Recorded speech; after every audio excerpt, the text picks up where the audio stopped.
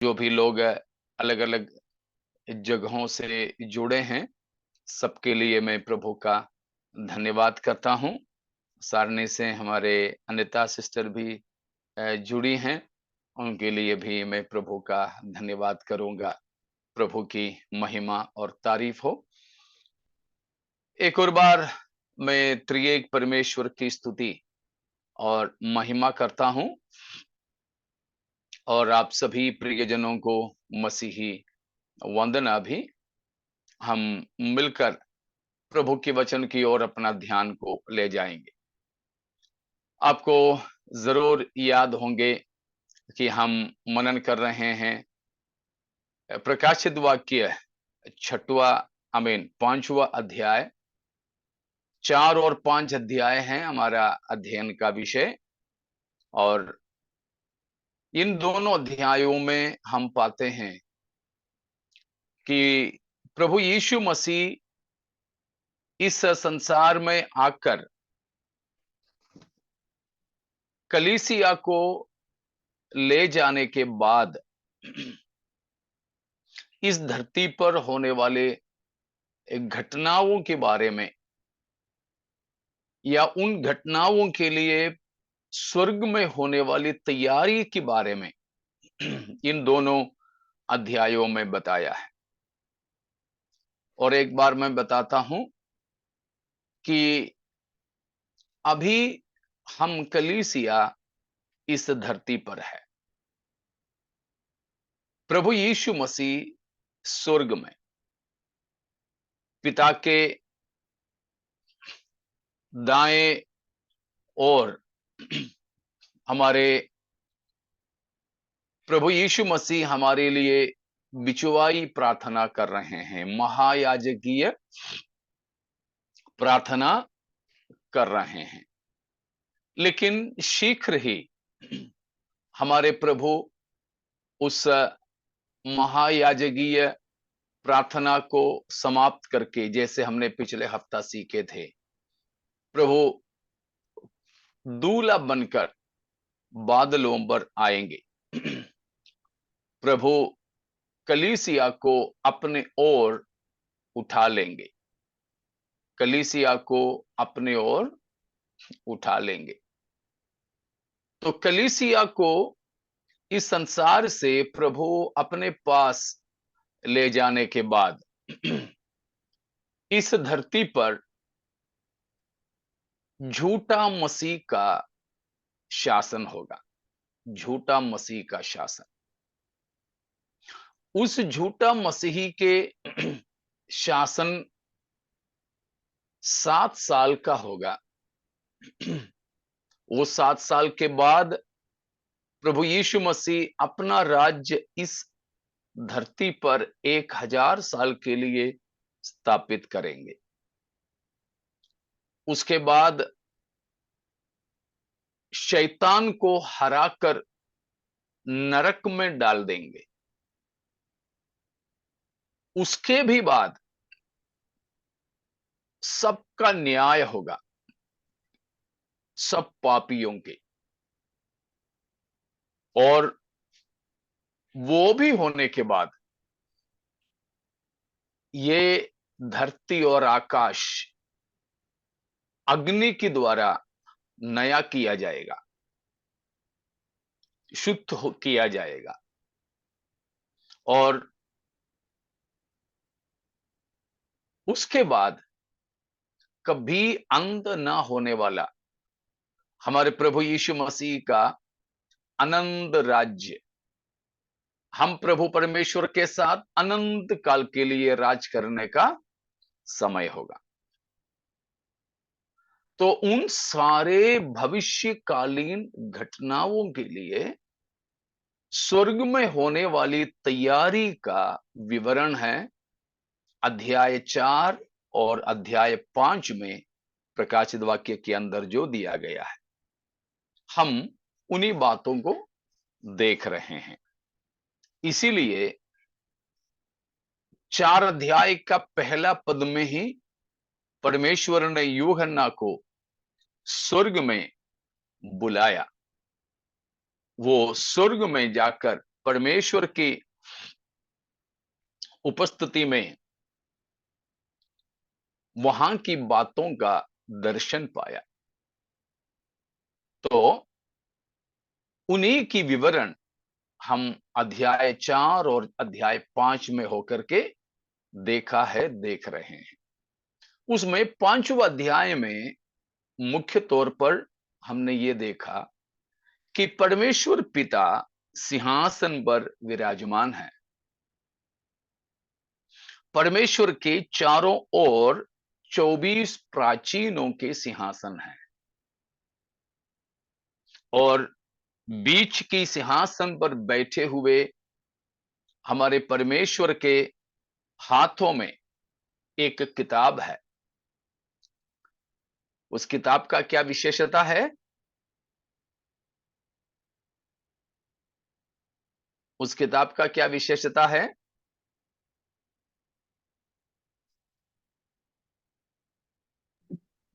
वो सील किया हुआ है। 7 मोहरों से मोहर बंद किताब।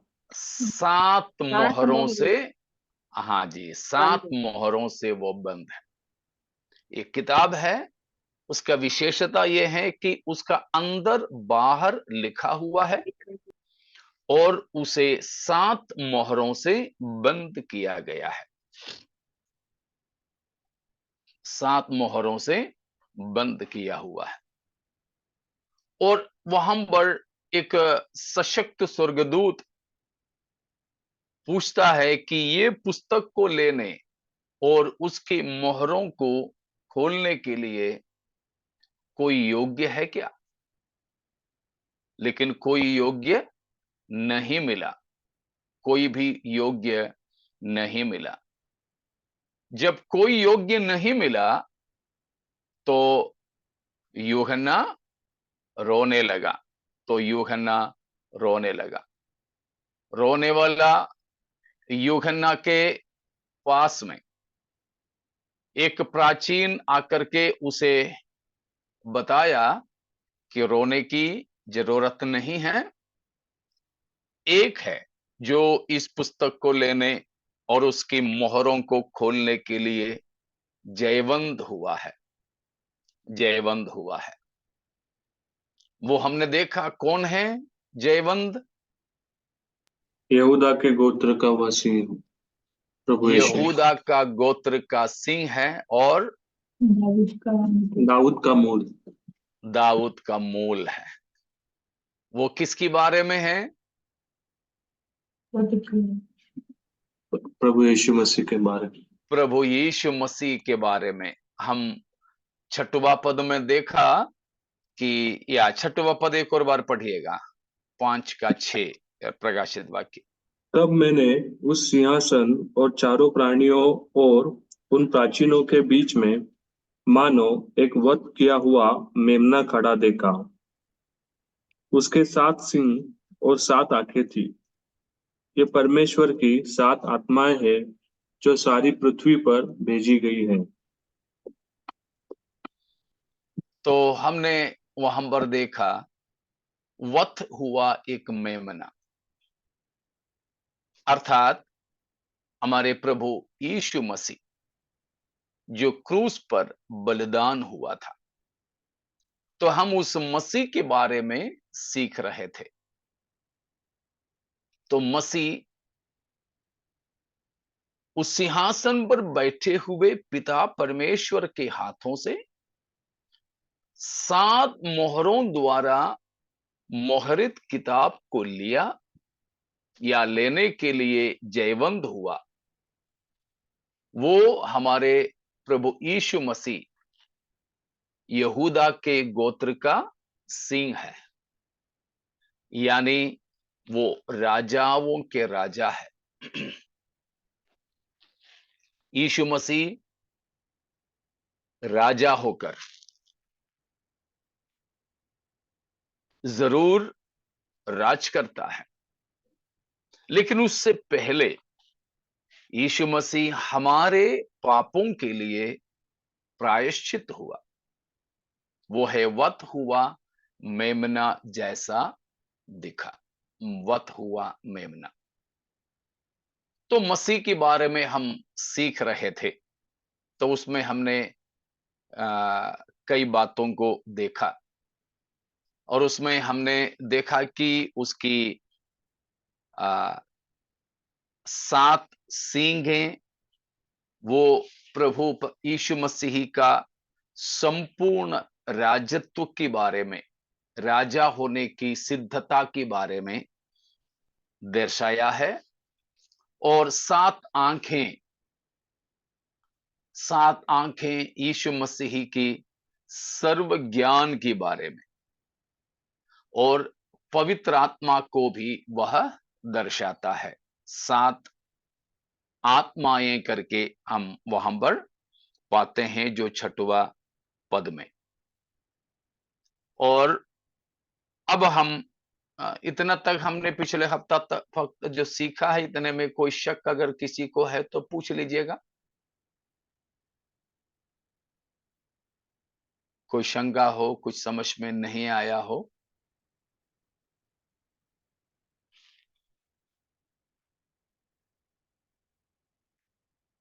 ठीक है, कुछ नहीं।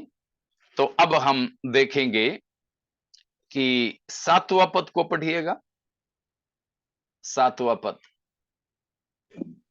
उसने आकर उसके दाहिने हाथ से जो सिंहासन पर बैठा था वह पुस्तक ले ली। हाँ, जो हमने देखा 7 मोहरों के द्वारा बंद किया गया पुस्तक को यीशु मसीह पिता परमेश्वर के हाथों से ले लिया। उसका मतलब हम पहले दे चुके हैं कि वो पुस्तक हमारे छुटकारे की सिलसिले में है। वो पुस्तक में लिखी हुई बातें समस्त मानव जाति के या फिर सारी सृष्टि की छुटकारे के बारे में। हमारे छुटकारे का दाम प्रभु यीशु मसीह ने चुकाया। और जैसे हम लोग कोई सामान, मान लीजिए कपड़ा सिलाई के लिए डाल देते हैं, तो वो हमें एक पावती देते हैं, एक रसीद देते हैं। हमने पैसा शायद पहले ही जमा किया, तो जब वो कपड़ा वापस लेने जाएं तो हमें ये पावती लेके जाना पड़ता है। तभी वो छोटा सा एक कागज की टुकड़ा है, लेकिन उस कागज की टुकड़ा, उसका कीमत हमारी कपड़े का कीमत है। हमने शायद बहुत पैसा देकर के वो कपड़ा खरीदा, सिलाई पे डाल दिया, लेकिन ये पावती नहीं हमारे पास, तो हमें वो कपड़ा नहीं मिलेगा। यहां एक छोटी सी पावती की बात नहीं। हम बस में या ट्रेन में वगैरह यात्रा करते हैं तो पहले से आरक्षित किया हुआ टिकट एक छोटी सी कागज की टुकड़ा है, लेकिन वो है तो ही हम सफर कर सकते हैं। तो यहां पर प्रभु यीशु उस मोहर लगाया गया किताब को लिया। उसका मतलब हमारे छुटकारे का सारा प्रबंध, प्रभु यीशु मसीह ने चुकाया हुआ दाम का विवरण, और उस दाम के द्वारा यीशु मसीह किन किन को छुड़ा सकता है, छुटकारा दे सकता है, वो सारी चीजों का विवरण है। तो यहां पर हम देखते हैं 7वां पद में प्रभु यीशु मसीह आया और सिंहासन पर बैठे हुए पिता परमेश्वर के दाएं हाथों से उस मोहरित पुस्तक को ले लिया। मतलब यूहन्ना के आंसू पूछ गया। और ये हमारे लिए भी बड़े आनंद की बात है कि हमारे छुटकारे का अंतिम चरण शुरू हो रहा है। तो प्यारों, प्रभु यीशु मसीह अब वो किताब को ले लिया। ठीक है, अब हम चलेंगे 8वां वचन। जब उसने पुस्तक ले ली हाँ, तो वे चारों प्राणी और 24 प्राचीन उस मेमने के सामने गिर पड़े। उनमें से हर एक के हाथ में वीणा और धूप, जो पवित्र लोगों की प्रार्थना है, से भरे हुए सोने के कटोरे थे। प्रकाशित वाक्य 5 की 8वां पद है जो हमने पढ़ा।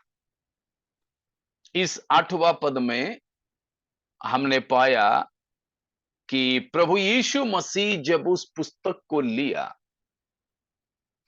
24 प्राचीन 24 प्राचीन और 4 प्राणियां।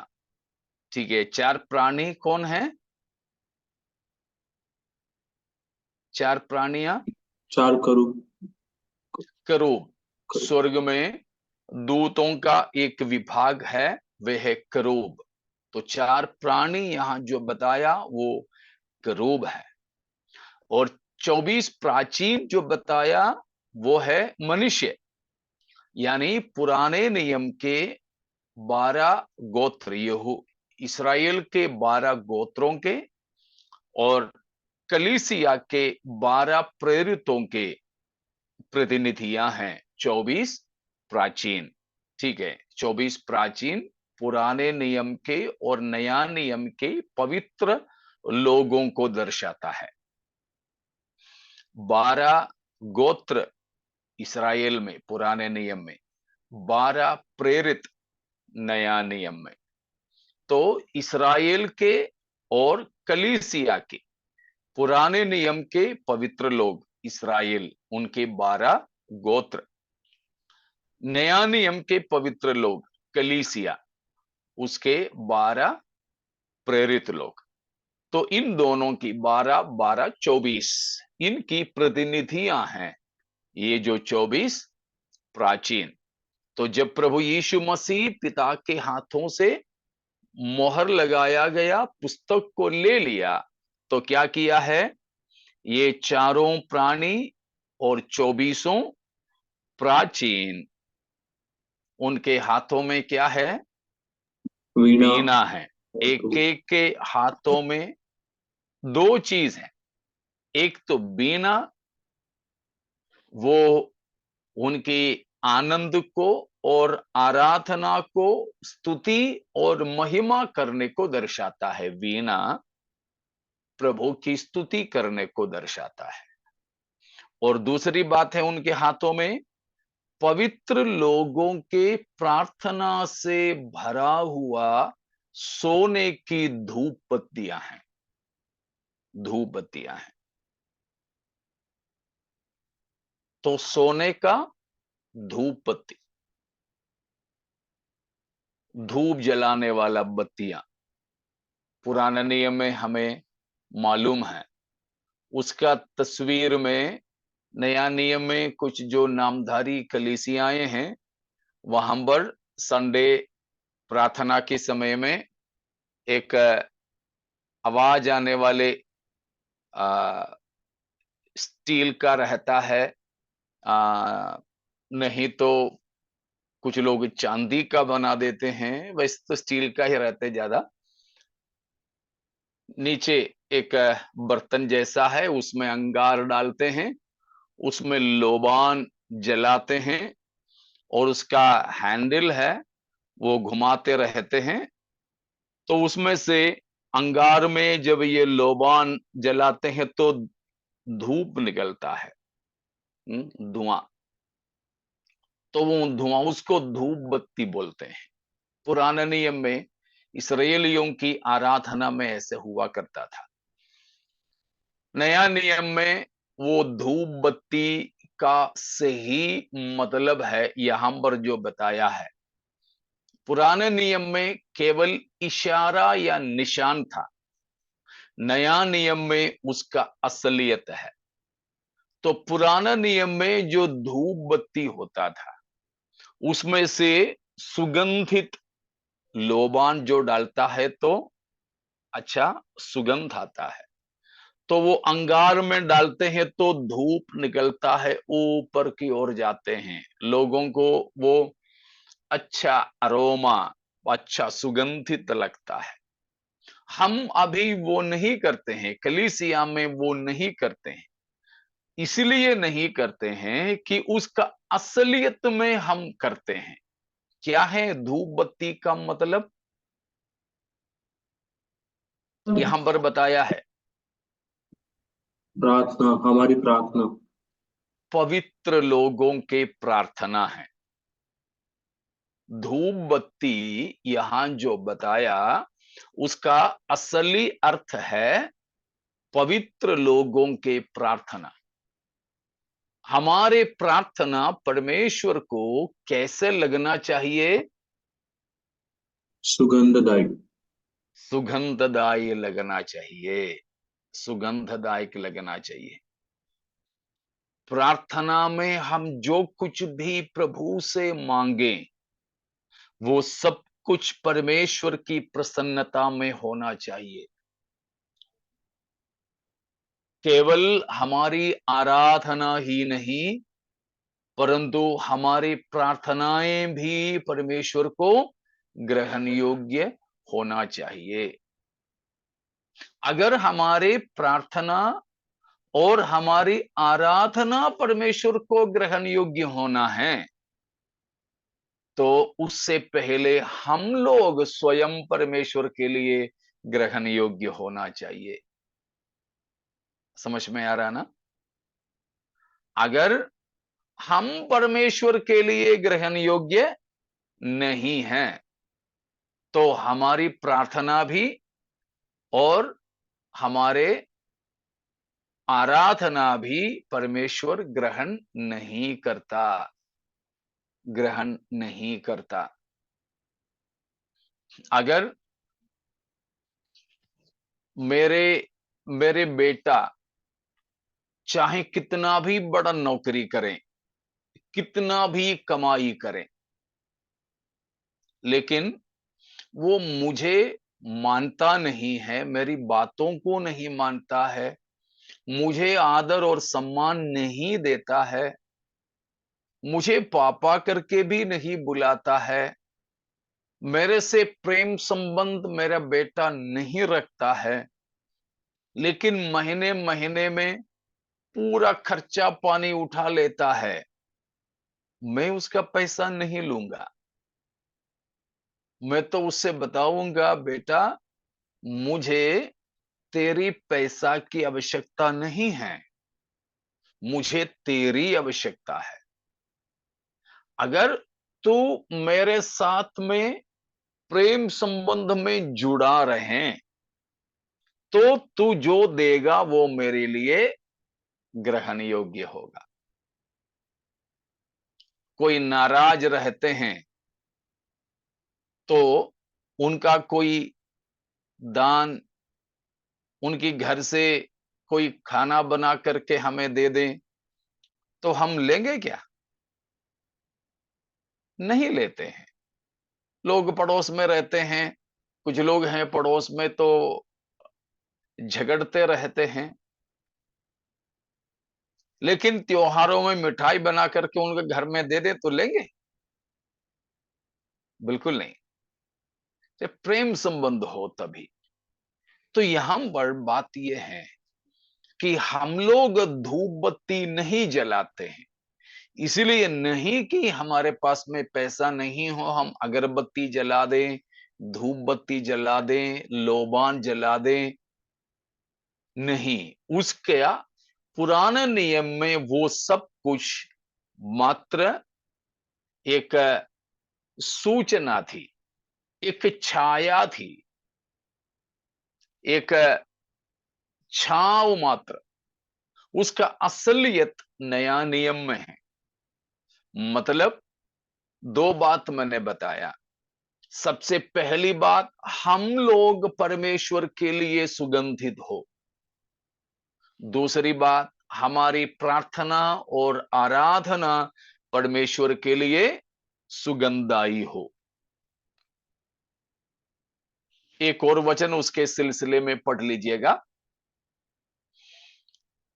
दूसरा कुरिन्थियों 2 का 14 और 15। दूसरा कुरिन्थियों 2 का 14 और 15। परंतु परमेश्वर का धन्यवाद हो, जो मसीह में सदा हमें जय के उत्सव में लिए फिरता है और अपने ज्ञान की सुगंध हमारे द्वारा हर जगह फैलाता है, क्योंकि हम परमेश्वर के निकट उद्धार पाने वालों और नाश होने वालों दोनों के लिए मसीह की सुगंध है। देखा, वहां पर पौलुस बताता है, हम उद्धार पाए हुए मसीही जनों के विषय में हम क्या है, परमेश्वर के लिए सुगंधित हमारे जीवन बन जाए। परमेश्वर के लिए हमारा जीवन सुगंधदायी बन जाए। तो हम खुद ही प्रभु के लिए सुगंधित हो, तो हम परमेश्वर के सामने जो चढ़ाते हैं, चाहे वो प्रार्थना हो या स्तुति और महिमा, वो भी परमेश्वर के लिए ग्रहण योग्य होगा। तो वहां पर बताया है कि परमेश्वर का धन्यवाद हो, जो मसीह में सदा हमको जय की उत्सव में लिए फिरता है और अपने ज्ञान का सुगंध हमारे द्वारा हर जगह फैलाता है। तो 14वीं पद में बताया है, हम यीशु मसीह के ज्ञान का सुगंध होना चाहिए लोगों के बीच में। लोगों के बीच में, समझ में आ रहा ना?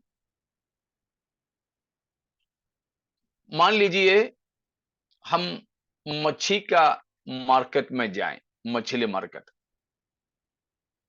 मच्छी ना खरीदे, मच्छी को छुए भी नहीं, लेकिन बस हम मच्छी मार्केट में 5 मिनट घूम करके बाहर आ जाएं, तो सामने वाले पूछेंगे, क्यों मच्छी मार्केट गया था, मच्छी लेके आ रहा है? क्यों?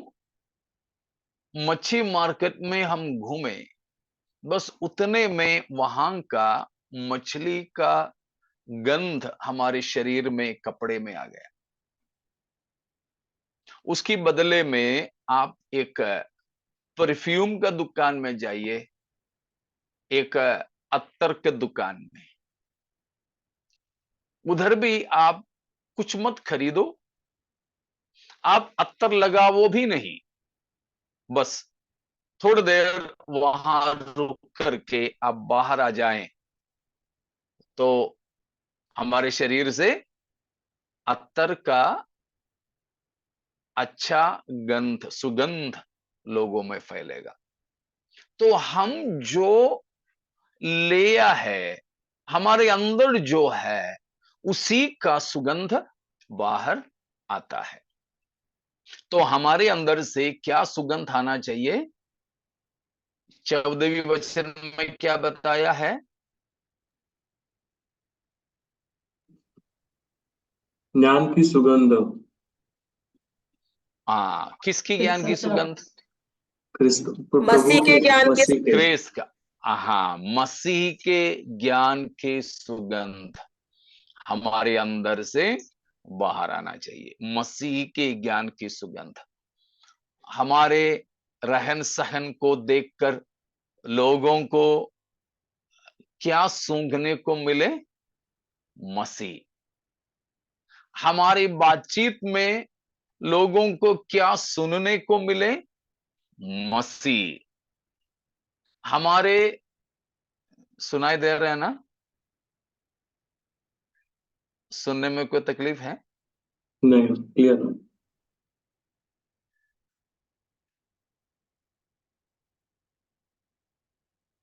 सुन रहे हो? ठीक है, ठीक है। क्योंकि मोबाइल डेटा से कर रहा हूं तो मुझे लग रहा था कि कहीं अटक ना जाए। ठीक है, अच्छी बात। तो मसीही की ज्ञान की सुगंध हमसे फैले कैसे? चुपचाप से हमें देखने वालों को हमारे अंदर से यीशु मसीह जैसा व्यवहार देखने को मिले।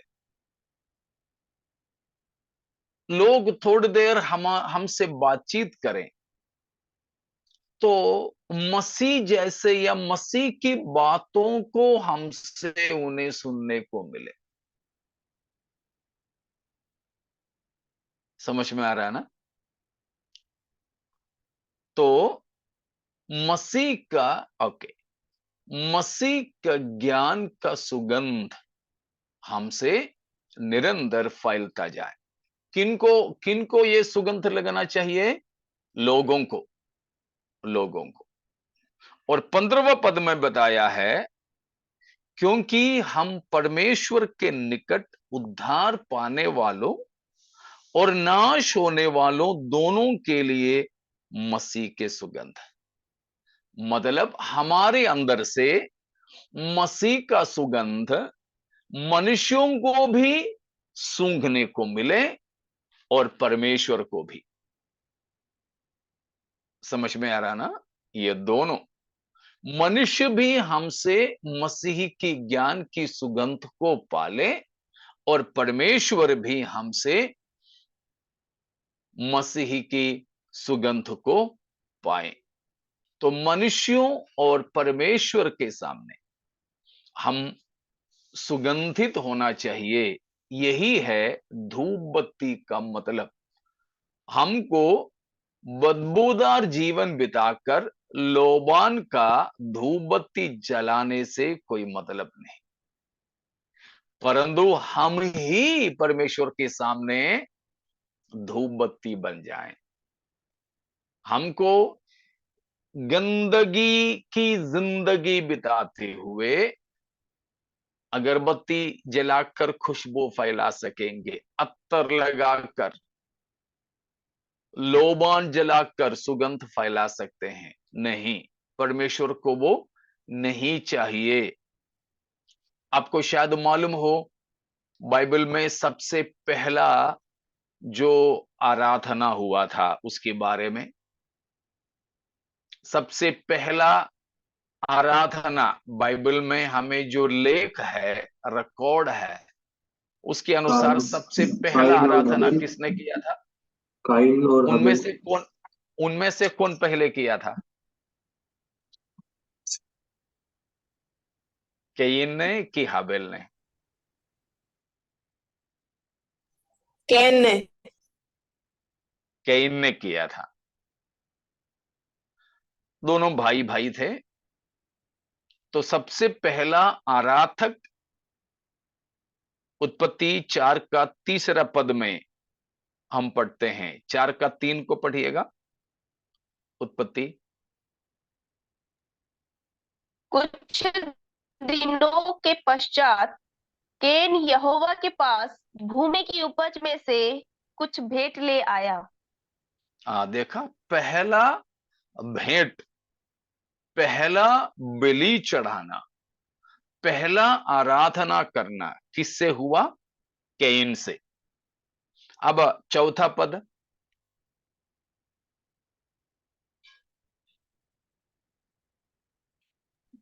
और हाबिल भी हाँ जी। अपनी भेड़ बकरियों के कई एक पहलौठे बच्चे भेंट चढ़ाने ले आया और उनकी चर्बी भेंट चढ़ाई।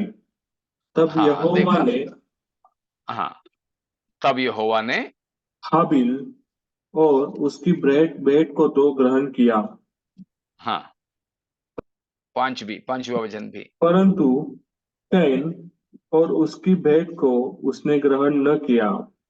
देखा, तब बस बस,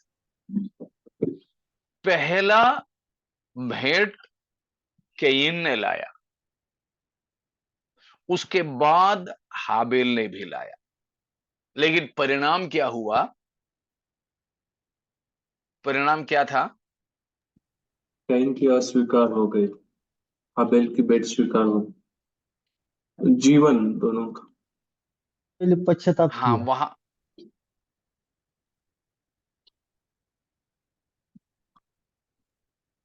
4 के आखिरी और 5 का 5वां पद, हाबेल एक और बार देखिए।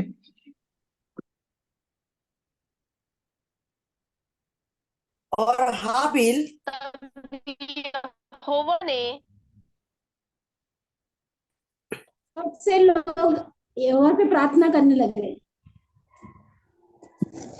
हाबिल और उसका अर्पण परमेश्वर ने ग्रहण किया। हाँ, तो हम लोग अक्सर बोलते हैं हाबिल की भेंट को स्वीकार कर लिया, कैन की भेंट को अस्वीकार कर लिया। नहीं, उसका क्या कारण था? हम लोग सोचते हैं कि कैन ने उपज लेकर आया, खून वाला नहीं था, लेकिन हाबिल ने खून वाला चर्बी चढ़ाया, इसीलिए ना, इसलिए भी नहीं। अगर हाबिल ने चढ़ाया हुआ भेड़ बकरियों का उत्तम से उत्तम भेंट कैन चढ़ा दिया होता, तो भी परिणाम यही होता। कैन ने जो चढ़ाया उपज, वो अगर हाबिल चढ़ा दिया होता तो भी परिणाम वही होता। समझ में आ रहा ना? तो भेंट की वस्तु से नहीं मतलब, परंतु भेंट चढ़ाने वाले से मतलब है। देखा, ध्यान दिया, 4 का आखिरी में लिखा है यहोवा हाबिल और उसकी भेंट को ग्रहण किया। हाबिल की भेंट दोबारा दूसरी जगह पर आता है। प्रथम स्थान पर कौन आता है? बेली चढ़ाने वाला। चढ़ाने वाला। हाँ, चढ़ाने वाला। हाबिल जब ग्रहण योग्य था, हाबिल का भेंट भी ग्रहण योग्य था। कैन ग्रहण योग्य नहीं था, तो उसकी भेंट को भी परमेश्वर ने ग्रहण नहीं किया। समझ में आ रहा ना? तो प्यारों, हमारी प्रार्थना, हमारी आराधना, हमारी चढ़ावा, हमारे दान दशवांश, सब का पिछला स्थान है। प्रथम स्थान हमारी जिंदगी को है। हम परमेश्वर के सामने ग्रहण योग्य हो, परमेश्वर हमें ग्रहण करे, परमेश्वर हमें ग्रहण करे। अगर हम परमेश्वर के लिए ग्रहण योग्य नहीं, तो हमारी भेंट भी ग्रहण योग्य नहीं। अगर हम ग्रहण योग्य है, तो हमारी भेंट भी परमेश्वर ग्रहण करते हैं। वो है प्रकाशित वाक्य 5:8 में जो लिखा है, 4 प्राणियां और 24 प्राचीन दो चीजों को लेकर परमेश्वर के सामने गए। एक तो बीना यानी स्तुति और महिमा की बात, और धूप बत्ती सोने का, वो पवित्र लोगों के प्रार्थना।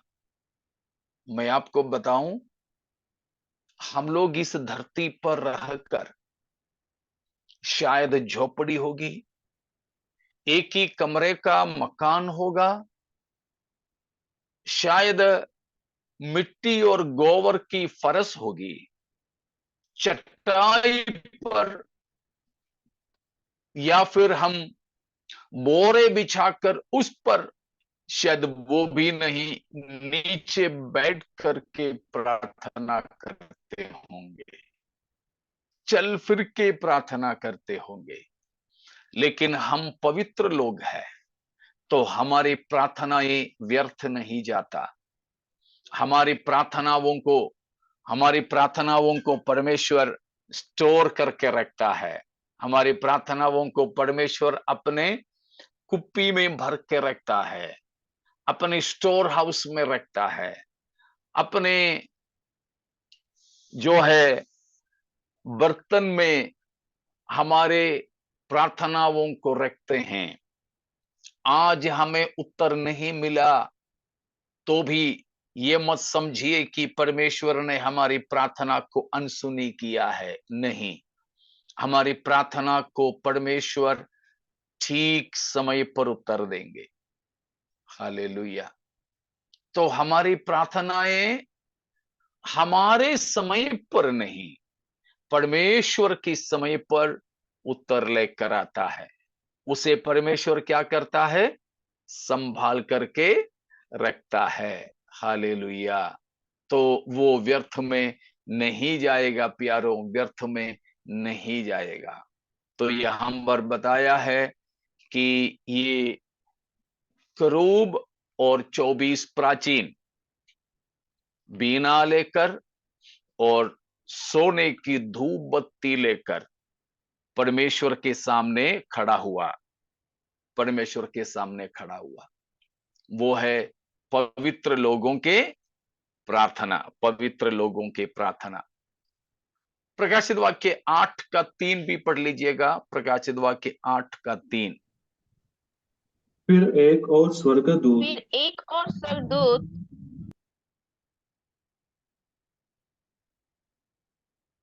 फिर एक और स्वर्गदूत सोने का धूपदान लिए हुए आया और वेदी के निकट खड़ा हुआ, और उसको बहुत धूप दिया गया कि सब पवित्र लोगों की प्रार्थना के साथ सोने की उस वेदी पर जो सिंहासन के सामने है चढ़ाए। उस हाँ, धूप का उसका धुआं पवित्र 5 लोगों तक पढ़ की लीजिएगा। प्रार्थनाओं सहित स्वर्गदूत के हाथ से परमेश्वर के सामने पहुंच गया। तब स्वर्गदूत ने धूपदान लेकर उसमें वेदी की आग भरी और पृथ्वी पर डाल दी, और गर्जन और शब्द और बिजलियां और भूकंप होने लगे। इधर भी हम उसी चीज को देखते हैं कि पवित्र लोगों के प्रार्थनाओं को परमेश्वर की उपस्थिति में लाया जाता है। तो उस प्रार्थना और रूपी जो धूप बत्ती, उस वजह से पृथ्वी पर क्या होने लग गया है? पृथ्वी पर डाल दी गई, और गर्जन और शब्द और बिजलियां और भूकंप होने लगे। देखा, पवित्र लोगों की प्रार्थना पाप के विरोध में,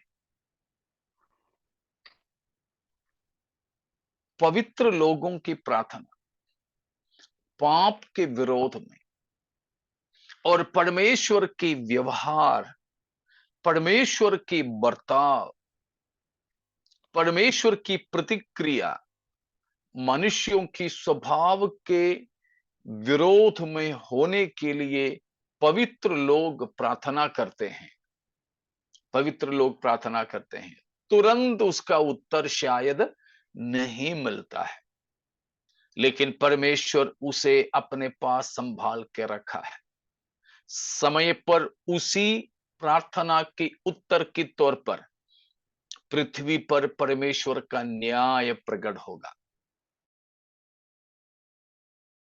बताया है। तो 7 और 8 पदों में आपको कुछ शंका है तो पूछिएगा।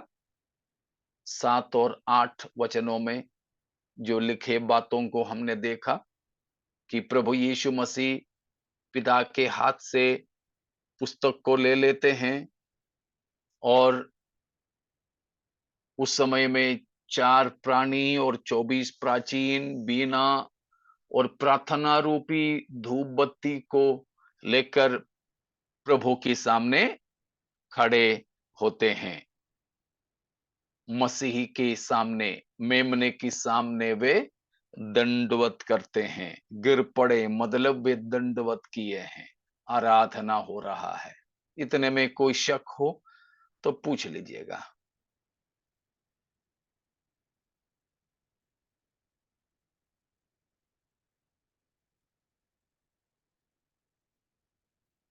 कुछ नहीं किसी को ना? ठीक है, तो प्यारों, हमारा जीवन, हमारी प्रार्थना और हमारे स्तुति रूपी जो भी भेंट, बलिदान या आराधना, यह तीनों परमेश्वर के सामने ग्रहण योग्य होना और हमारी प्रार्थनाओं के उत्तर तुरंत नहीं मिला तो भी परमेश्वर उसे अपने पास रखते हैं और उस प्रार्थना का उत्तर परमेश्वर ठीक समय पर जरूर देंगे।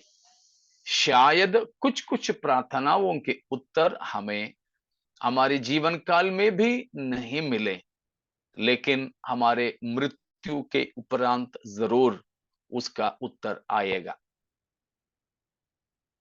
समझ में आया ना? मैंने सुना। ठीक है, कोई शक है इतने में? ये ये जो प्रार्थना है वो स्पेसिफिक मसीह के रिलेटेड है, मतलब उसके आगमन जो पृथ्वी करार रही है उसके रिलेटेड है, या फिर अन्य जो प्रार्थना हम करते हैं?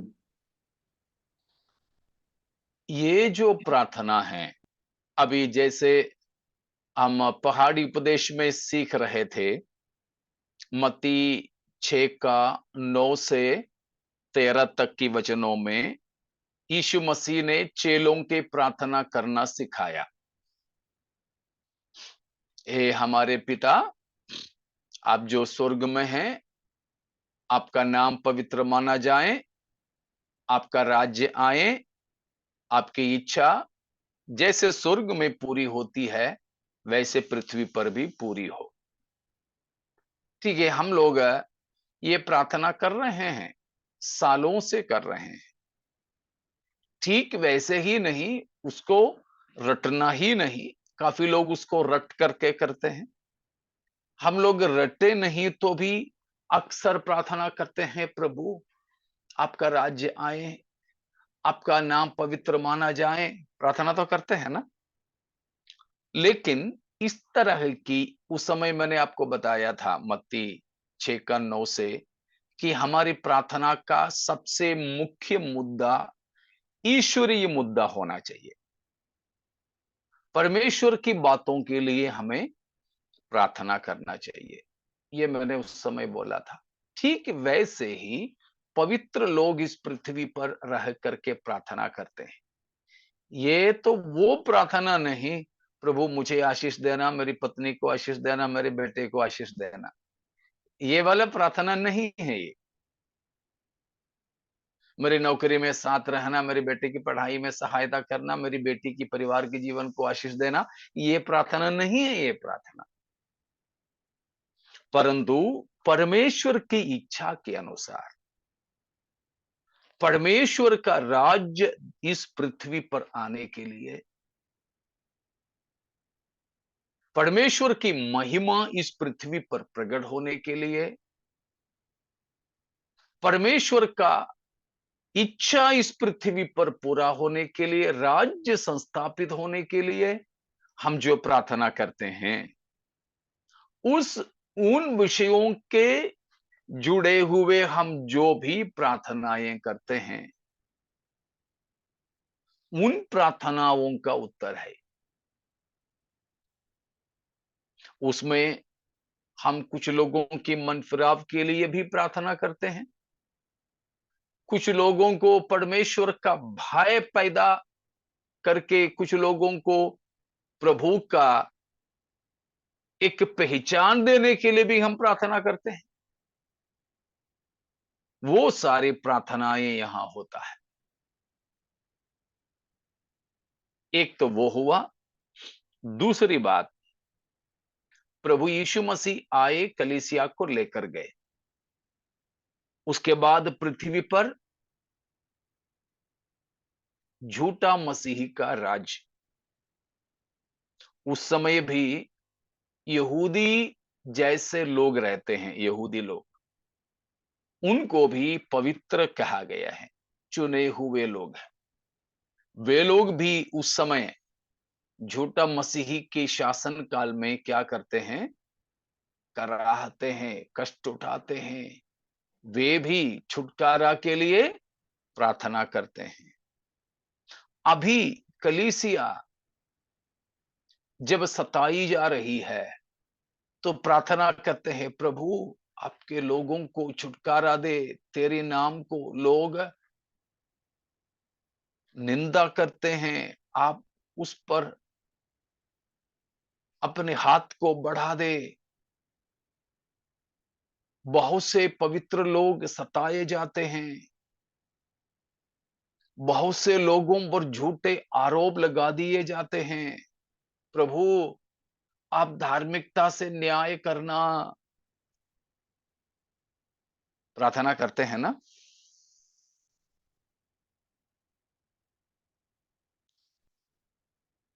तो जैसे वैसे ही प्रार्थना पहली सदी की कलीसिया यानी प्रेरितों ने भी किया था। प्रेरितों ने भी किया था। प्रेरितों के काम 4 अध्याय में उसकी 23 से लेकर के पदों में, प्रेरितों के काम 4 का 23 से पढ़ लीजिए। वे वे छूटकर छुटकर अपने साथियों के पास आए और जो कुछ प्रधान याजकों और पुरनियों ने उनसे कहा था उनको सुना दिया। यह सुनकर उन्होंने एक चित्त होकर ऊंचे शब्द से परमेश्वर से कहा, हे स्वामी, तू वही है जिसने स्वर्ग और पृथ्वी और समुद्र और जो कुछ उसमें है बनाया। तूने पवित्र आत्मा के द्वारा अपने सेवक हमारे पिता दाऊद के मुख से कहा, अन्य जातियों ने हुल्लड़ क्यों मचाया और देश देश के लोगों ने क्यों व्यर्थ बात सोची। प्रभु और उसके मसीह के विरोध में पृथ्वी के राजा खड़े हुए और हाकिम एक साथ इकट्ठे हो गए, क्योंकि सचमुच तेरा सेवक यीशु के विरोध में जिसका तूने अभिषेक किया, हेरोदेश और पिन्तियुस पिलातुस भी अन्य जातियों और इस्राएलियों के साथ इस नगर में इकट्ठे हुए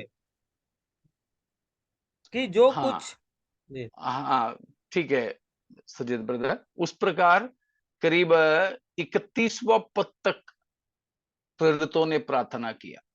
तो उसमें देखा, भजन संहिता 2 का वचन को उठा करके यहां कहा है, हे परमेश्वर, लोग और जाति जाति के लोग, पृथ्वी के हाकिम लोग आपके विरोध में और आपके मसीह के विरोध में इकट्ठे हुए हैं। तो वे प्रार्थना कर रहे हैं, प्रभु आप इन बातों पर देखें, अपना नजर रखें। तो इन सारे ईश्वरीय प्रार्थनाओं का परमेश्वर की महिमा पृथ्वी पर जाति जाति के लोगों में प्रकट करने के लिए, परमेश्वर के राज्य आने के लिए, परमेश्वर की इच्छा पूरा होने के लिए परमेश्वर की महिमा की प्रदर्शन के लिए जो प्रार्थनाएं हम करते हैं, उन सारे प्रार्थनाओं के उत्तर शायद अब हमें नहीं भी मिले, लेकिन वो सब है उन अंतिम दिनों के लिए हमारी प्रार्थनाएं हैं, जमा करके रखा हुआ है। यहां की बात इस तरह की प्रार्थनाएं हैं, ठीक है। और उसके साथ ही साथ हम ये भी सीख सकते हैं, कुछ ऐसे हमारे लोगों के मनफिराव और उद्धार और आशीष के लिए भी जो प्रार्थनाएं हैं, शायद तुरंत उसका उत्तर नहीं मिल सके, लेकिन वो प्रार्थना भी व्यर्थ कभी नहीं जाएगा। मैंने नाम तो भूल गया, एक असली घटना है। एक प्रभु की दासी थी जो अपने पलंग के पास घुटना टेक करके प्रार्थना करती थी। उन समयों में जब आजकल की जैसा कोई टाइल्स वगैरह नहीं हुआ करता था, तो वो घुटने की बल खड़ी होकर रो रो करके प्रार्थना करती थी अपने छुटका बेटा के मनफिराव के लिए। लेकिन वो सांसारिकता में अपना जीवन बिताता था, लेकिन प्रार्थना करने वाली वो माँ खत्म हो गई, लेकिन अपने बेटे का मनफिराव नहीं देख सकी। कई दिनों के बाद वो बेटा माँ की कमरे में आया और उधर कुछ देखते समय उसने पाया कि फर्श थोड़ा सा दो जगह पर दबा हुआ है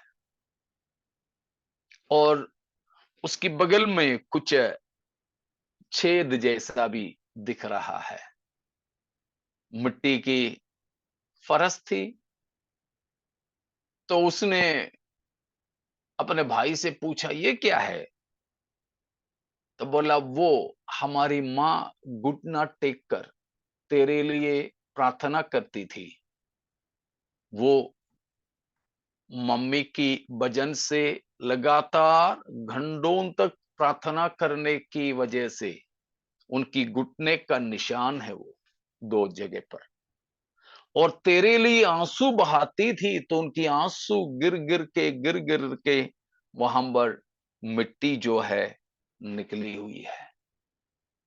बस उतना काफी था। मां के मरने के कुछ दिन के बाद उस बर्बाद हुआ बेटा मन फिर आया।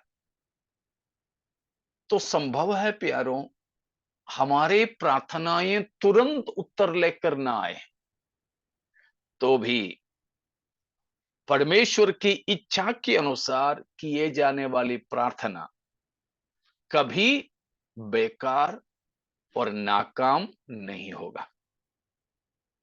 आज नहीं तो कल भी हो, हमारे आयु काल में हो या उसके बाद, वो उत्तर लेकर ही आएगा, उत्तर लेकर ही आएगा। इसीलिए परमेश्वर की इच्छा के अनुसार प्रार्थना करना हम बंद ना करें, भले ही हमें उत्तर देखने को ना मिले। परमेश्वर जरूर हमारी प्रार्थनाओं को अपने कुपी में भर के रखता है, समय समय पर उसको उंडेलता है। और वो जब परमेश्वर उंडेले, वो लोगों के मन फिराव होगा। मन न फिराने वालों के लिए वो परमेश्वर का क्रोध और दंड के लिए होगा, जैसे 8वां अध्याय में हमने पढ़ा। कैसे भी हो, परमेश्वर अपना कार्य को जरूर करेंगे। हमारी प्रार्थना व्यर्थ में नहीं है। बस याद रखें कि परमेश्वर की इच्छा के अनुसार का ही प्रार्थनाएं उत्तर लेकर आएंगे। Praise God. इतना समझ में आ गए? इतने में और कोई शक है तो पूछेगा।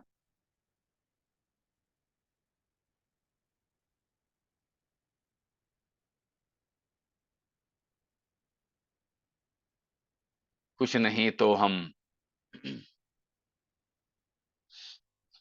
आगे देखते हैं कि उसकी 9 से लेकर की पदों में हम ये पाते हैं कि the worship of the lamb of God, परमेश्वर की मेमने का आराधना, सॉरी, परमेश्वर की मेमने की आराधना यहां पर शुरू हो रहा है। मेमने की आराधना है।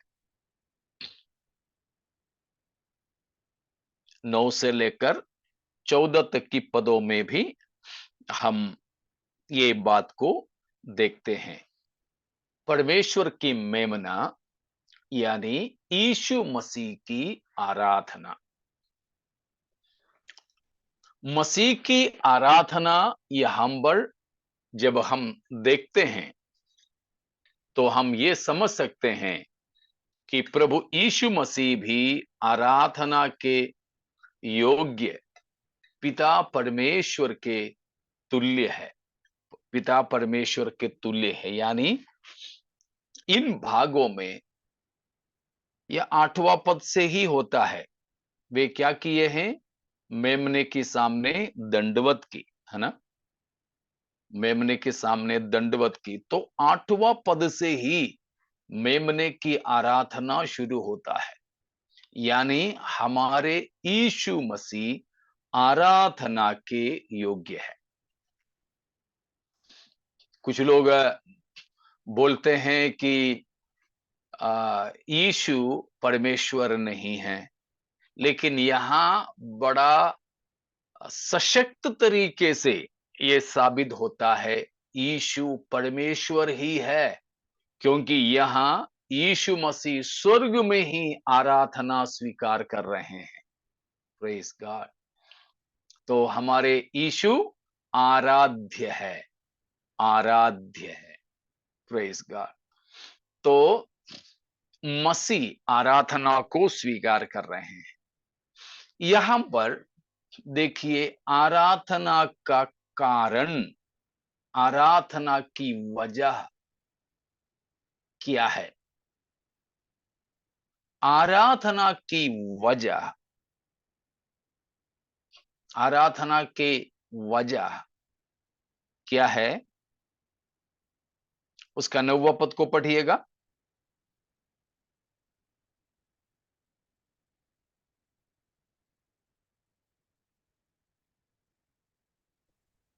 वे यह नया गीत गाने लगे, तू इस पुस्तक के लेने और इसकी मोहरें खोलने के योग्य है, क्योंकि तूने वध होकर अपने लहू से हर एक कुल और भाषा और लोग और जाति में से परमेश्वर के लिए लोगों को मोल लिया है।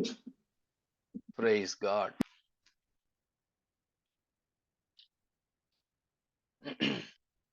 यहां हमें कई बातें सीखने का है। आराधना का कारण क्या नहीं है? आराधना के कारण क्या है? सबसे पहले हमें वो चीज को देखना, आराधना के कारण क्या नहीं है। हमारे बीच में लोग गलत तरीके से आराधना के बारे में सिखाते हैं।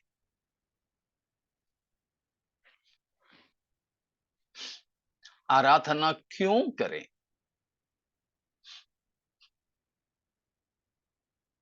गलत तरीके की आराधनाएं ज्यादा होती है। देखो प्यारों, आराधना कुछ लोग डर के मारे करते हैं। Out of fear, worship out of fear is the wrong way of worship. आराधना भय से नहीं होना चाहिए। भय के कारण आराधना नहीं होना चाहिए। अन्य जाति आराधना ज्यादातर भय के कारण। सूरज को देखा, अरे बाप रे, इतनी जोरदार ताकत से जलने वाला, तो वो हमें जलाए नहीं।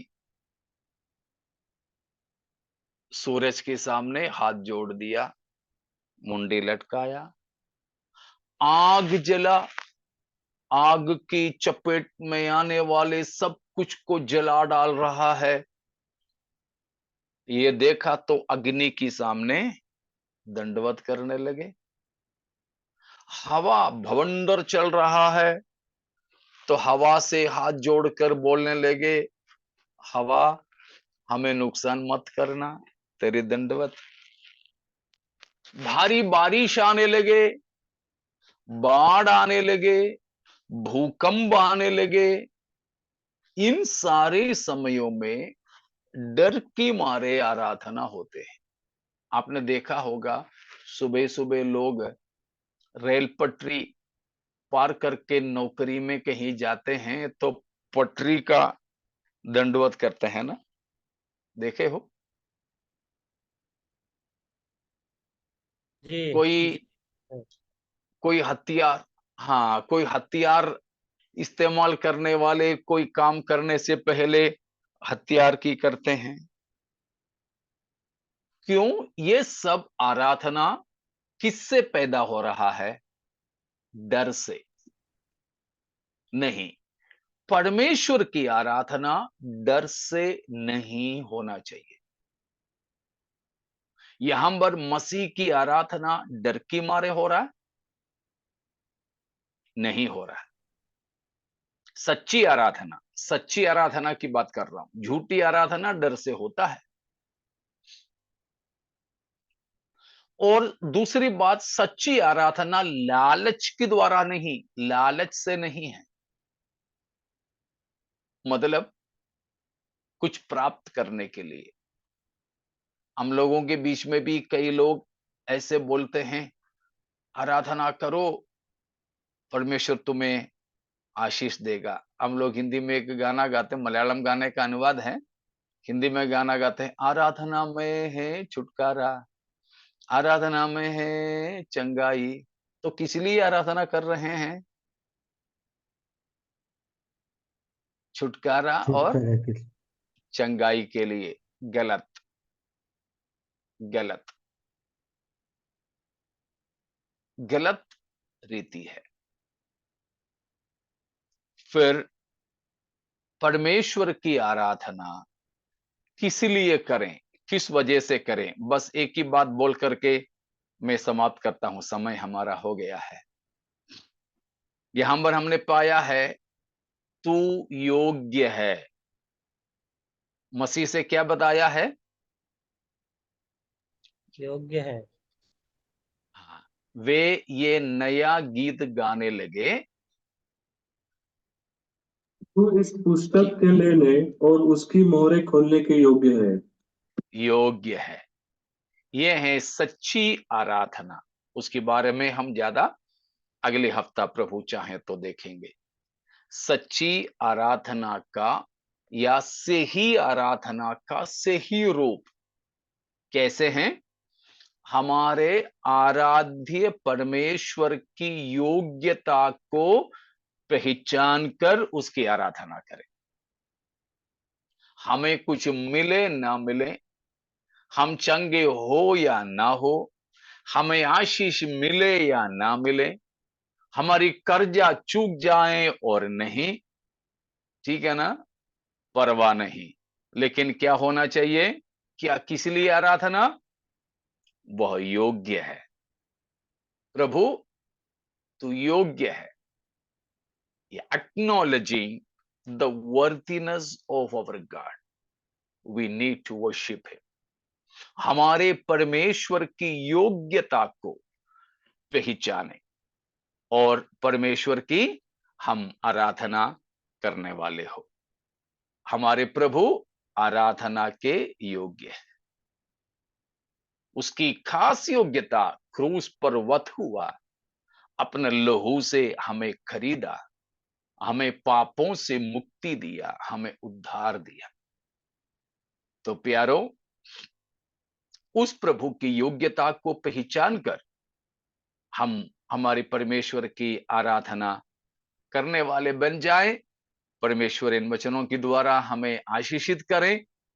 प्रभु के आगमन में देरी हुआ तो बाकी हम अगले हफ्ता सीखेंगे। तो आइए हम प्रार्थना में जाएं।